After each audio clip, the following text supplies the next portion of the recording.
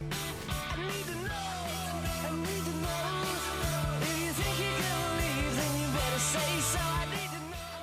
late, great Tom Petty, great song from 1978, I Need to Know. I'm Michael Smerconish in Philadelphia. The president and many Republicans have been saying they need to know the name of the whistleblower.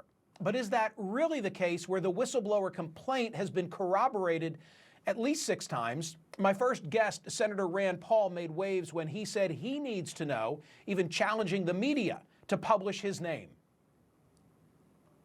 The whistleblower needs to come before Congress as a material witness because he worked for Joe Biden at the same time Hunter Biden was getting money from corrupt oligarchs. I say tonight to the media, do your job and print his name. Yet, as he admitted on Fox News, he himself has declined to out the whistleblower. I don't understand what prevents you from getting on the Senate floor where you're protected on all kinds of things and just giving a speech and saying what the guy's name is if you're convinced you know who it is. No, I can, and I may, but I can do it right now if I want. Nothing stops me. There's no law that stops me from doing it. Other than that, I don't want to make it about the one individual. This has become a common talking point for the president, who said this on Friday. The whistleblower is a disgrace to our country, a disgrace. And the whistleblower, because of that, should be revealed. So yesterday, I sat down with Senator Paul in Chicago. Why does the name of the whistleblower matter? You know, as you know, I've been a big defender of whistleblowers. Edward Snowden is probably the most famous whistleblower of all time, and I'm a great defender of his. So I think we should protect whistleblowers, but I do think that there's a competing right that others have, that when you're accused of a crime, you should get to confront your accuser. That's part of the Sixth Amendment, and I think it's important that the president get that protection as well. But in this instance, it's almost superfluous because seemingly what the whistleblower has said in that complaint has been confirmed by Vindman, by Taylor, Yeah, I guess the problem is about 60 people listened to that phone call probably by the time it was passed around in the White House. Most of them say that there wasn't a problem with it at all, so it's an opinion. And so really it's not that there's a whistle being blown that, oh no, there's a secret that the president did something. All of the people knew it. 60 some odd people knew about it, and most of them had a public policy opinion that it wasn't a problem. So when you have a disagreement on policy, is that really whistleblowing? So there is some question whether this actually fits the definition of a whistleblowing.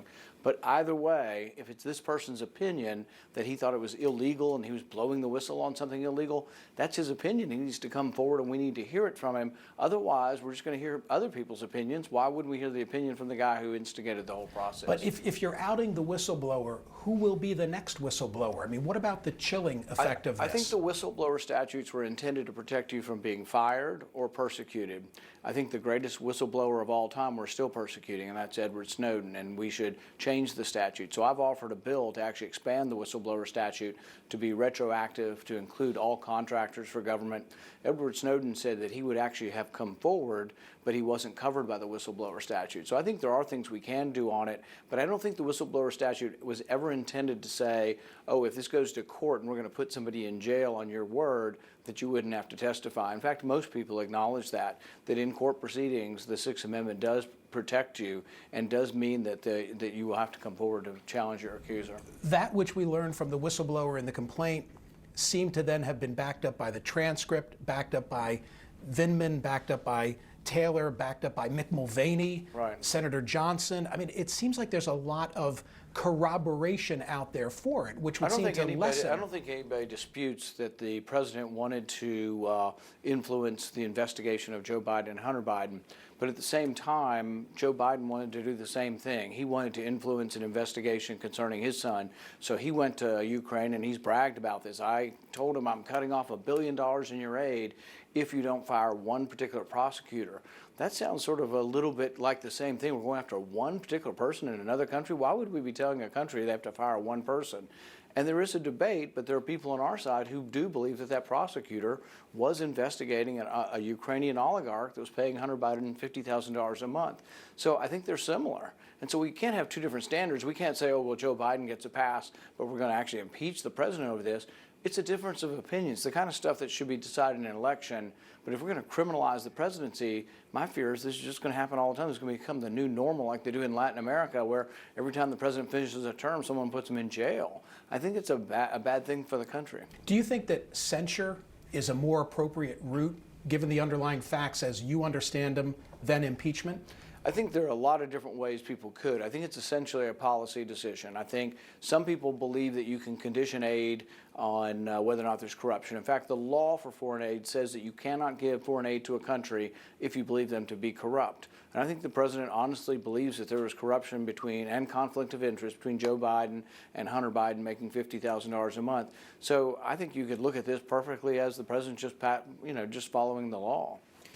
If this were to turn into a censure move and it's not an impeachment move, would you be willing to consider censuring the president for his conduct here? No, because I think this is a public policy decision. I think it's a difference in an opinion. Would I have done it that way? No. If I were talking to the Ukrainian president, I would say, hell no, you don't get any money because we don't have any money. You know, we basically are $1 trillion short. We borrow money from China to send it to Ukraine, so I'm not forgiving Ukraine any money. And I really think we should stay out of the affairs of other countries. I don't think we should be asking, neither for Hunter Biden stuff, but Joe Biden shouldn't be also getting so involved in Ukrainian affairs. So I think they're the same. I think everybody's trying to influence Ukrainian aid for whatever they want. Look, Menendez sent a letter saying if you don't investigate Trump on the Mueller investigation, if you don't continue the Mueller investigation, we'll cut your aid. So everybody seems to be threatening Ukraine's aid. Why in this case is it not extortion? Essentially the president saying, I have something you want, and unless you do me this personal solid, find dirt on a domestic political opponent, you're not getting it. Well, like I say, everybody seems to be threatening their aid. President Obama was told by Congress to give them $300 million in lethal aid. He gave them blankets. So he didn't follow the letter of the law. He chose not to give them lethal aid, even though Congress told him to. So he actually withheld aid. I think presidents from time past have been trying to influence and give aid, and they don't always give the aid the way Congress tells them, and then there's a dispute between the branches. But that's a public policy dispute. That isn't something, if we're going to impeach presidents over everything that's a public policy dispute, we're going to criminalize the presidency, and we're going to be in this all the time. Final question then. Based on what I think I've understood you to say, why doesn't the president just own it and stop saying no quid pro quo, and instead, Senator, say there was a quid pro quo, it was all about corruption, and I didn't want to have them get the money? Right. If you're my barber and I give you $20 for a haircut and you cut my hair, that's quid pro quo. I think we have gotten tied up in this Latin phrase that it means something. It's only bad if you're asking for something that's corrupt or if you're bribing somebody.